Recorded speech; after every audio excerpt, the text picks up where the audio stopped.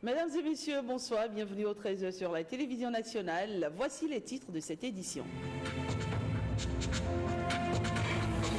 Les résultats du 4e recensement général des populations et de l'habitat dans le Zou et les collines sont désormais disponibles. Ils permettent d'avoir une idée de la taille de la population et des mouvements migratoires dans cette localité. Des détails en début d'édition. Des jeunes talents dans le numérique ont été présentés au public. Le ministre en charge de ce secteur, Afiatou Moro, rend ainsi hommage au génie de ces jeunes qui ont développé des applications. Enfin, on parlera dans ce 13h d'un autre type de génie, eux excellent dans le sport. Il s'agit des boulistes béninois Rissama, vice-champion du monde de pétanque à Madagascar. Du retour chez eux au Bénin, ils ont été triomphalement accueillis par le ministre des Sports. Bonsoir à nouveau. Eh bien, on démarre par les activités du président de la République. Patrice Talon, il faut le dire, était le grand invité du Premier ministre du Royaume de Belgique. C'était ce jeudi. En visite de travail à Bruxelles, le chef de l'État a évoqué avec Charles Michel plusieurs sujets liés à la coopération bilatérale. Patrice Talon s'est également entretenu avec le président du Conseil européen dans la capitale belge. Les détails avec Renaud Akapo et Jean Nobimet. Le terminal Abelag de l'aéroport de Bruxelles, rebaptisé ExecuJet, a été le point d'entrée sur l'Europe du président Patrice Talon dans le cadre de cette visite officielle. À l'invitation de Charles Michel, Premier ministre du Royaume de Belgique, et de quelques figures de proue de la Commission de l'Union européenne, le chef de l'État s'est rendu à Bruxelles au petit matin de ce jeudi. Avec le Premier ministre belge, le président de la République a passé en revue des domaines clés de la coopération entre les deux pays. Nous avons eu l'occasion ce matin de mener un entretien bilatéral qui a été, je pense, extrêmement chaleureux, extrêmement constructif également. Et nous menons une coopération dans différents domaines, sur le plan de la coopération au développement, avec un programme de coopération au développement pluriannuel qui sera négocié dans les prochains mois et pour lequel nous avons tous deux exprimé le souhait de le rendre effectif. Nous avons aussi convenu de tenter de mobiliser des moyens sur des secteurs qui seront identifiés par la partie béninoise. Nous pensons par exemple au secteur de la santé, qui est un secteur extrêmement important. Nous avons aussi partagé sur les questions de gouvernance, des efforts pour garantir la stabilité et la sécurité juridique pour les investisseurs. Et puis surtout, nous nous retrouvons sur cette conviction que réussir une stratégie de développement, améliorer les conditions de vie de la population, ça passe bien sûr par des investissements pour les infrastructures, ça passe aussi par des investissements menés par le secteur privé. Et dans ce cadre-là, le Royaume de Belgique dispose d'un certain nombre d'instruments, le Ducroire, par exemple, les opérations Finexpo, par exemple, dans le cadre desquelles nous avons envisagé la manière, sur base de projets qui devront être développés, qui devront être peaufinés, de quelle manière nous pouvons utiliser de manière intelligente, efficace, ces dispositifs afin que l'on puisse consolider, conforter des efforts de coopération. J'ai eu l'occasion de me rendre il y a quelques années au Bénin. C'est un pays que j'apprécie beaucoup et je me réjouis surtout du travail qu'on va tenter de mener ensemble dans l'intérêt mutuel. Nous sommes prêts vraiment à nous retrousser les manches pour soutenir les programmes de réforme, les programmes de soutien aux investissements structurels que vous souhaitez mettre en œuvre. Vous avez tout dit. Vous ne me laissez aucune chance pour compléter ce que vous avez dit qui résume parfaitement le contenu de nos échanges. Le Bénin, mon pays, a toujours bénéficié d'une assistance soutenue de la part des autorités belges. Ce jour ici, bref, est pour moi l'occasion de vous exprimer cette reconnaissance et exprimer la manière dont nous souhaiterions que la coopération prenne un nouvel élan. L'aide au développement public est très bien, c'est utile. Mais elle n'est pas suffisante pour créer les conditions de développement dans nos pays. Donc, l'investissement privé doit pouvoir compléter l'action publique. Là-dessus, Monsieur le Premier ministre, je suis heureux des conclusions auxquelles nous avons abouti. C'est pour moi un véritable honneur et un plaisir d'avoir en si peu de temps constaté combien la Belgique, comme les autorités belges, apporte de l'importance au Bénin, mon pays, et de remarquer que vous connaissez parfaitement le Bénin. J'ai été impressionné par la connaissance que vous avez du pays, de la vie politique du pays, la vie sociale du pays et de tous les acteurs béninois. Je vous avoue que pour moi, c'est un bon signe. Merci. Merci à vous. Merci infiniment. Avant son entretien avec Charles Michel, le chef de l'État a été reçu au siège du Conseil de l'Union européenne par le président de l'institution. Le Polonais Donald Tusk a eu des échanges fructueux avec la délégation béninoise lors de la séance de travail qui a sanctionné cette rencontre. Pour la suite de cette visite officielle menée au pas de charge, le président Patrice Talon et sa délégation sont attendus au siège de la Fédération Wallonie-Bruxelles avec à la clé un focus sur la promotion culturelle et touristique du Bénin et la signature d'un mémorandum d'entente. Voilà, c'était donc le point de la visite du président Patrice Talon à Bruxelles, un point fait par Renaud Akako. Et puis parlons à présent de cette opération de dissémination des résultats du 4e recensement général des populations et de l'habitat dans le zoo et les collines, réalisé par l'Institut national de la statistique et de l'analyse économique INSAE. Ce recensement, il faut dire, permet d'avoir une idée de la taille et de la taille de la population et des mouvements migratoires. Gilles Dansou et François Zinsou pour plus de détails. Le département des collines compte 717 477 habitants, soit 7,2% de la population béninoise. Le taux d'accroissement intercensitaire de 2,62% est inférieur à la moyenne nationale. La proportion de la population étrangère dans les collines est de 1,3%. Autant de résultats qui doivent servir de base de données pour appréhender les besoins de développement de la population. Les résultats du 4e recensement général de la population et de l'habitation viennent à point nommé pour l'élaboration des plans de développement de nos communes qui devront servir des données socio-démographiques et économiques fiables et actualisées touchant la vie de nos communautés. Un recensement reste utile pour le développement.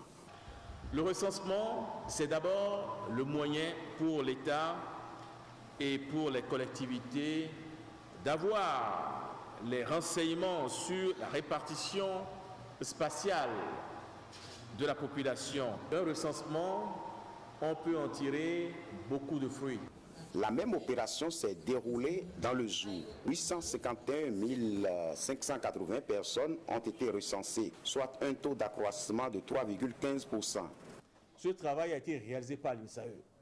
Mais une fois que l'INSAE réalise ce travail, ce n'est pas pour que ce travail aille rejoindre le mouroir des études réalisées dans notre pays.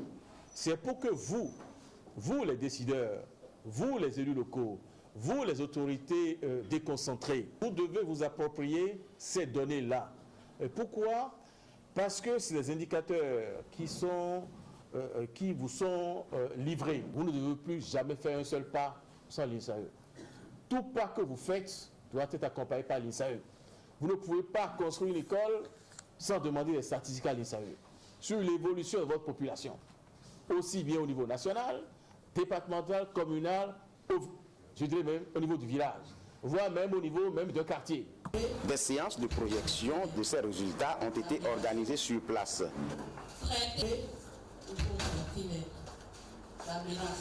Voilà, c'est un reportage signé Gilles Dansou. Et sachez que les résultats de la population et de l'habitation pour le compte du département de la Takora ont été également rendus publics à Natitengo. 772 000 habitants, 772 262 000 habitants recensés, soit 7,7% de la population béninoise.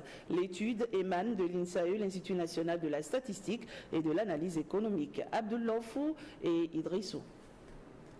Organisé pour la première fois en 1979, le principe d'un recensement décennal est adopté quelques années plus tard, précisément en 1992. L'opération vise plusieurs objectifs. Fournir des renseignements sur la répartition spatiale de la population et les déplacements de la population afin de mieux éclairer les autorités dans la structuration et l'aménagement du territoire. Fournir des indicateurs démographiques et socio-économiques aux planificateurs et décideurs pour l'élaboration des plans et stratégies de développement économique et social.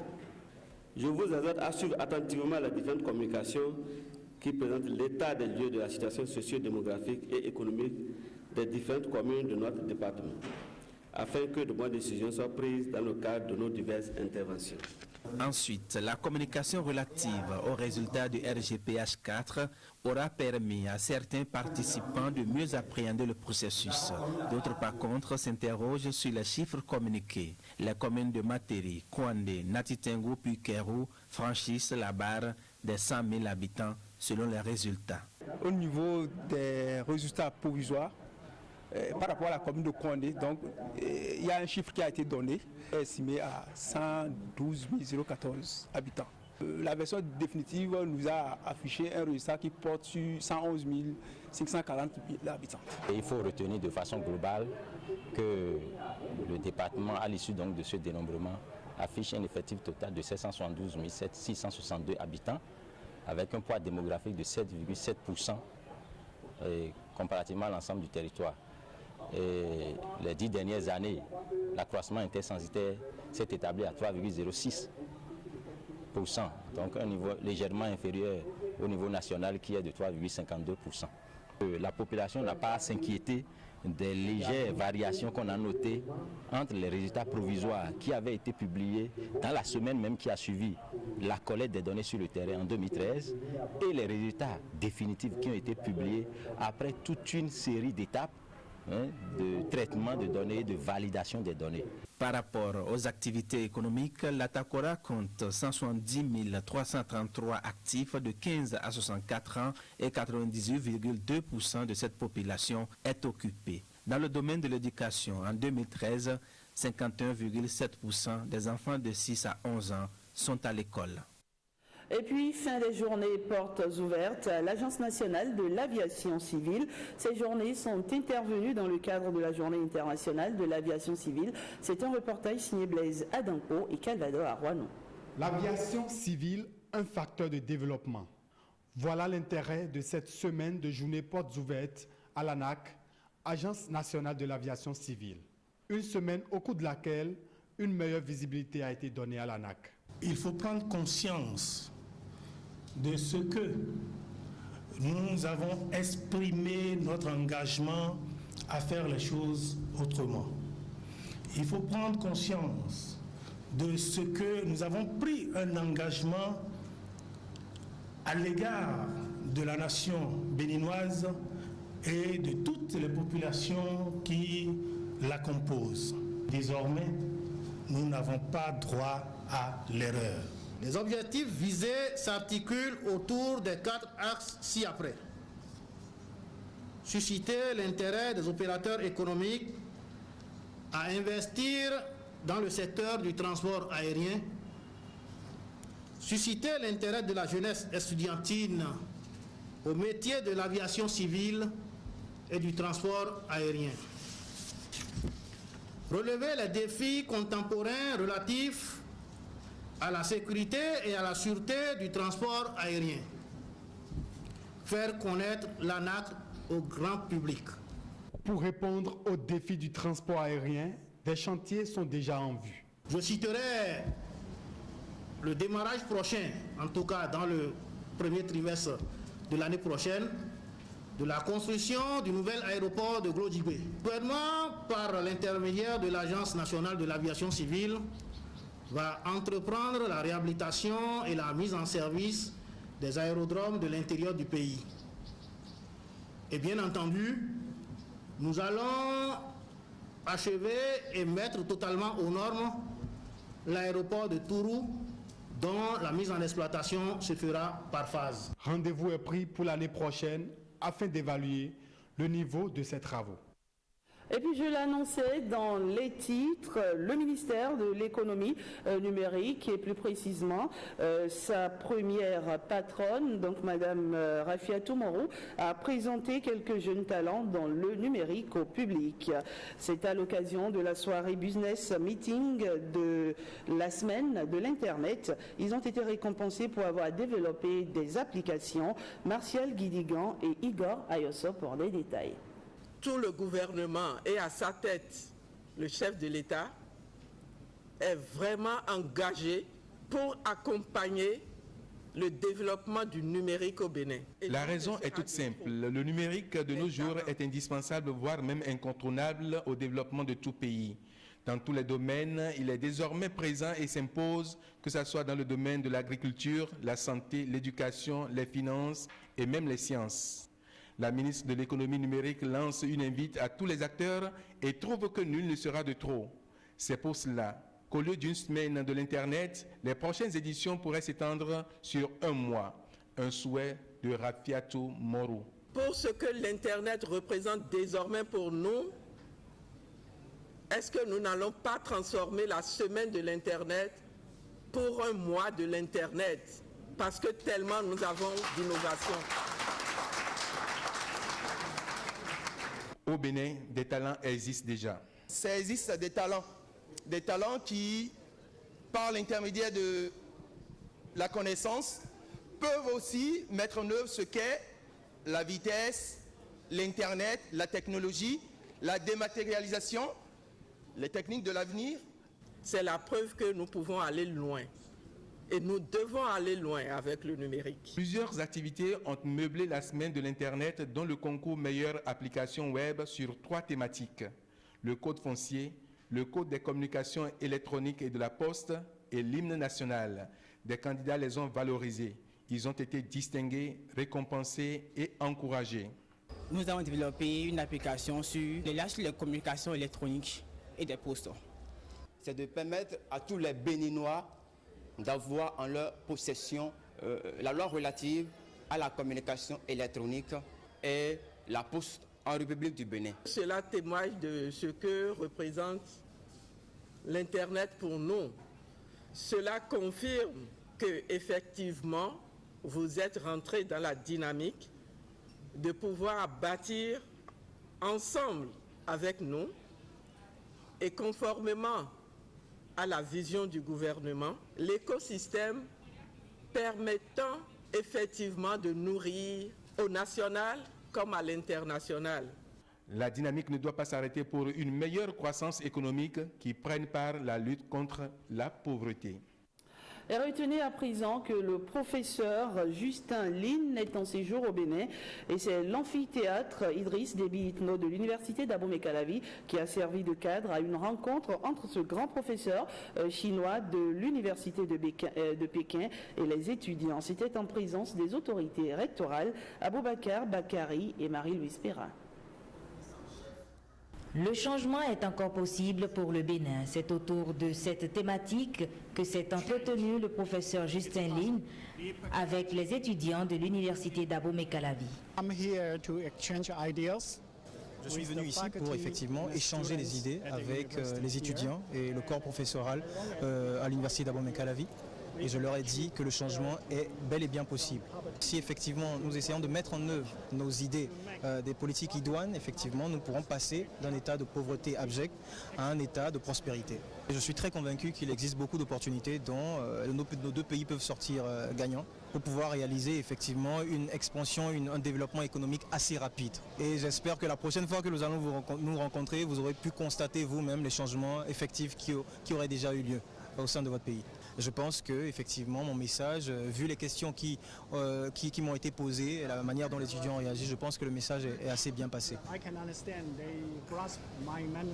À la fin de cette rencontre riche en informations, les étudiants présents apprécient. J'ai compris que pour qu'un pays se développe, être au rang des pays émergents, il faut l'industrialisation et développer nos ressources minières pour que le pays puisse se développer sur le plan économique ou aller vers le développement. En fait, j'ai retenu que le Bénin peut toutefois encore être développé.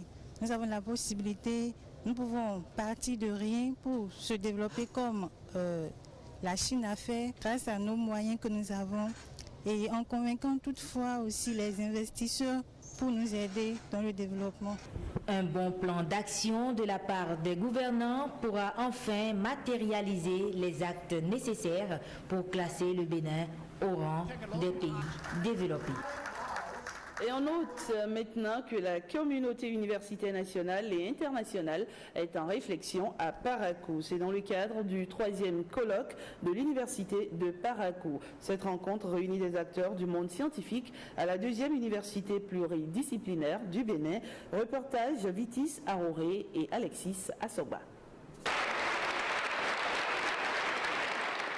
Je déclare ouvert les travaux du 3e colloque scientifique de l'Université de Parakou et souhaite plein succès à vos travaux. C'est donc parti pour 3 jours de rencontres et d'échanges à l'Université de Parakou.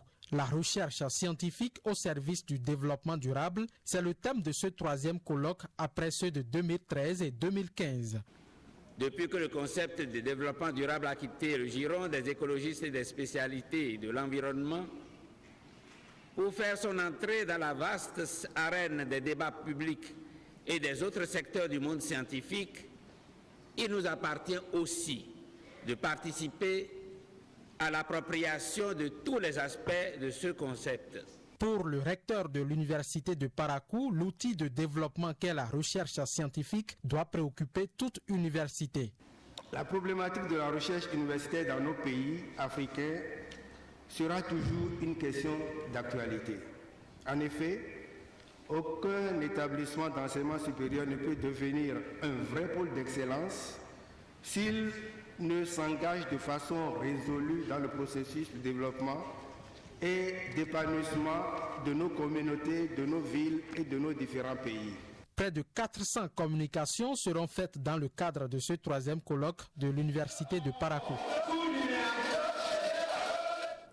Et puis connaissez-vous l'école d'analyse 2016 au Bénin? C'est un colloque international au cours duquel les théories et autres approches mathématiques sont revisitées sous le contrôle d'un groupe scientifique. Il s'agit d'une initiative du Centre d'excellence africain, un centre financé par la Banque mondiale pour la formation des mathématiques, pour la formation en mathématiques. Bernard Diobé et Jean-Claude James. De jeunes chercheurs de différentes nationalités, coachés par de grands scientifiques sur la question de recherche contemporaine en mathématiques. À travers l'école d'analyse mathématique 2016, le Centre d'excellence africain en sciences mathématiques et applications veut susciter des vocations. Et l'ambition de cette école, c'est d'apporter des enseignants-chercheurs, des professeurs parmi les meilleurs du monde devant un parterre d'étudiants africains motivés qui viennent d'un grand nombre de pays d'Afrique. On a l'habitude de dire que la mathématique est à la base de tout, mais aujourd'hui c'est encore plus vrai si l'on veut, parce que la mathématique, c'est important dans les questions d'efficacité algorithmique, d'optimisation, de sécurité, de médecine, pour l'exploration spatiale, pour tout ce que vous voulez.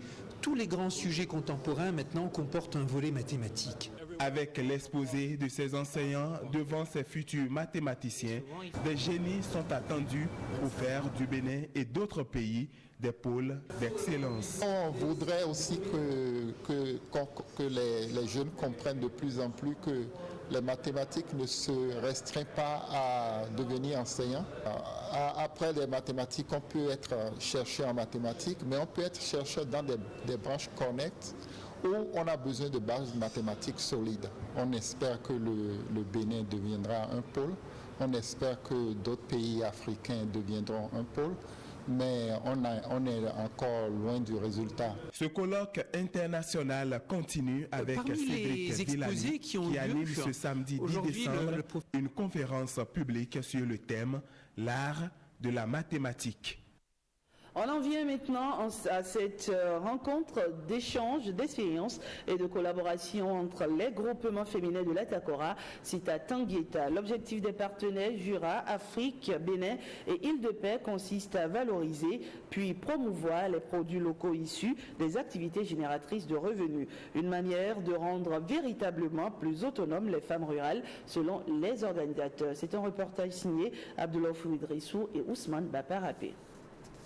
Venues des communes de la Takora, les femmes appuyées par Jura Afrique Bénin à travers le sous-projet par sa CMB entendaient programme d'amélioration des revenus et de la sécurité alimentaire des familles de Kobli, Matéré et Bukumbe se donnent la main en vue d'accroître leurs revenus. Cet atelier nous permettra d'impacter positivement sur les échanges que la mise en œuvre de ce projet a pu générer au niveau de nos communes et elle permettra de donner aux familles et aux communautés des revenus substantiels pour leur gestion.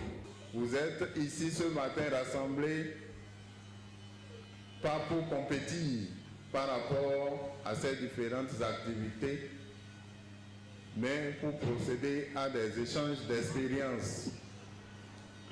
Parce qu'il y a toujours des astuces, même si vous faites la même chose. Ici, les échanges d'expériences tournent autour des techniques de transformation des produits agroalimentaires. Le fromage du soja, c'est un fromage très riche. C'est bon pour toutes les cuisines. C'est très conseillé. Aujourd'hui, nous sommes très fiers d'être dans ces activités parce que ça nous a aidés dans nos ménages, dans nos familles. Nous exhortons les femmes qui ne sont pas d'abord dans les groupements de venir vers nous pour aussi accueillir de ce qu'on a eu de Jura Afrique et d'Île de Paix. C'est l'occasion pour Jura Afrique Bénin de remercier les partenaires techniques et financiers du soutien qu'ils ont toujours porté à cette ONG. Le programme PARSA, c'est un programme qui comporte 3 différents projets. Nous avons le projet maïs, le projet maraîchage, qui est exécuté par l'ONG Bulldoze, une autre ONG, et ensuite le dernier projet qui est le projet AGR, qui est mis en exécution par l'ONG Jura Afrique Bénin. Donc nous avons 15 groupements de femmes dans les 3 différentes communes. Donc au total 45 groupements que nous appuyons. Et c'est uniquement des groupements de femmes.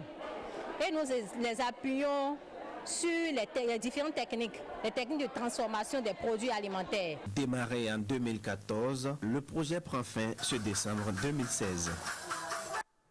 Une note de culture dans ce 13h, l'espace artistique, le centre Sizalobo-Zupa, arrondissement d'Atropokodi, commune d'Abomey-Calavi, expose les œuvres d'une quarantaine d'artistes plasticiens. C'est le vernissage de cette exposition qui a servi de cérémonie d'ouverture à la rentrée artistique culturelle de ce lieu dit le centre, une rentrée baptisée Les Échos de Lobo-Zumpa. C'est un reportage de Bernol Djobé et Patrick Diosso.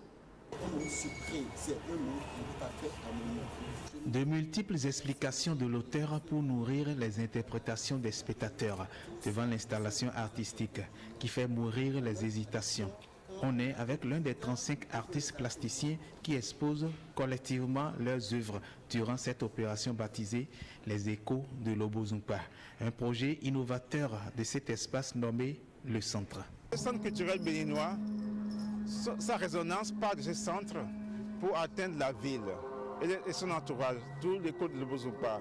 Donc vous voyez, donc ça donne un partage de la culture et de la création à partager avec la population environnante surtout. Donc dans les écoles de Lobo-Zumpa, en danse, en musique, en chanson et également en visuel avec l'art plastique. Une multiplicité d'opportunités s'offre aux artistes béninois, surtout plasticiens, selon André Valois, initiateur et promoteur du dit centre. Symboliquement, vous offrez ceci. Et moi, je te remercie symboliquement aussi.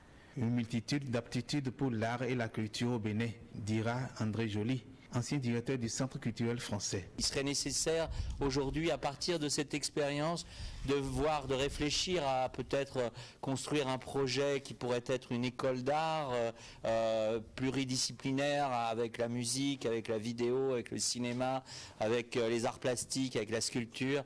Depuis Lobo-Zumpa, le centre résonne avec des échos de plus en plus hauts pour sa programmation culturelle et son programme artistique fait de résidences de création, d'expositions dans sa galerie, de spectacles sur sa scène.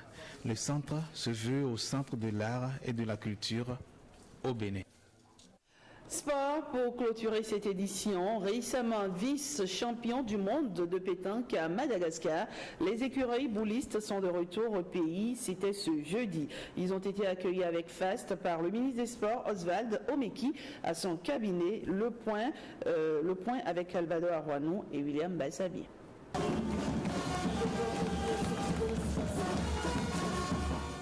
Un accueil solennel plein d'émotions pour les écureuils boulistes au ministère des Sports. Le ministre Oswald Omeki a rendu une fière chandelle aux ambassadeurs béninois de retour de Madagascar avec la couronne de vice-champion du monde.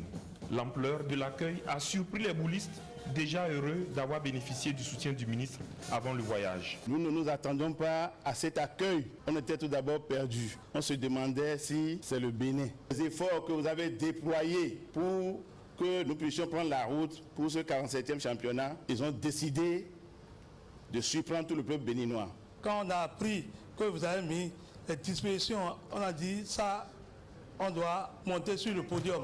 Le directeur du sport d'élite, Bonaventure Kofi Kodia, et le président du comité olympique, Julien Minavoa, n'ont pu s'empêcher de louer la performance des boulistes qui doivent faire, selon eux, tâche d'huile.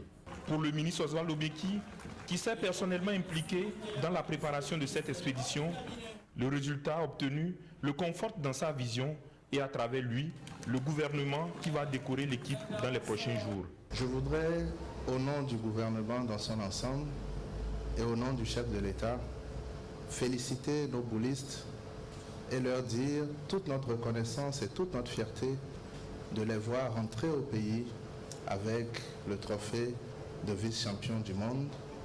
Et surtout, je veux leur dire toute notre admiration pour le parcours exceptionnel qu'ils ont eu. C'est donc pour cette raison que je voudrais vous annoncer qu'au cours du Conseil des ministres qui s'est tenu hier, pendant que vous étiez encore dans l'avion en train de rentrer, j'ai rendu compte au gouvernement et au chef de l'État du succès exceptionnel de notre équipe et le président a décidé, avec l'ensemble de son gouvernement, de décorer les boulistes qui étaient à Madagascar. J'ai dit, quand je suis arrivé à la tête du ministère des Sports, que mon mandat sera celui de l'égalité des chances à toutes les disciplines sportives. Ce que vous faites me donne raison et me donne davantage de motivation à continuer dans cette direction. Une fois encore, cette initiative du ministre des Sports devrait galvaniser les autres disciplines sportives du pays à suivre les traces des sports boules. Bravo donc aux écureuils boulistes du Bénin. C'est la fin de cette édition que je vous remercie d'avoir suivi. Passez un excellent après-midi.